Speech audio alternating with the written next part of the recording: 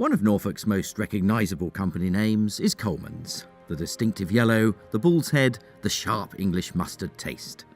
Founded by Jeremiah James Colman, the man who'd made the family name synonymous with mustard, he was a preeminent industrialist and a Member of Parliament for our city for 25 years. Ethel Colman was one of his 4 daughters, educated at home until she was 14, then attending a school in London before returning to Norfolk. Ethel was a devout Christian, worshipping at the Congregationalist Church on Princes Street.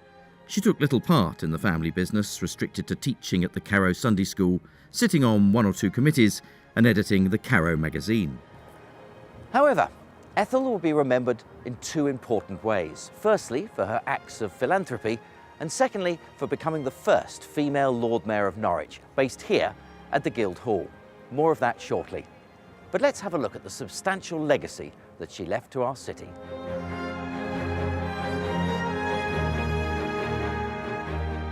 In 1915, along with her sister Helen, Ethel built Stuart Court on Recorder Road, housing that contained 22 flats for working people. They were intended to be a cross between what was described as small working-class homes and endowed almshouses. 7 years later, Ethel and Helen handed over the James Stuart Gardens to the city, named in memory of their sister's husband, to provide an open space for relaxation and enjoyment. Ethel became the first female Lord Mayor of Norwich in November 1923 and took office at the Guildhall. Author Phillida Scrivens is currently researching her life for a book on the 17 women who've held the post in our city. Thank you so much for inviting me. Yeah, no, it's all. Come on. Thanks a lot. She first of all didn't want the job. She really felt daunted by the fact that she was very inexperienced at actually working with the council. However, her lineage gave her the power to do that, and the Colman family, of course, were very powerful and influential, and her relatives had been mayor and sheriff, often both at the same time. I believe that Ethel was given this opportunity as Lord Mayor to actually lead the way for other women in Norwich to see that they could be a part of local government.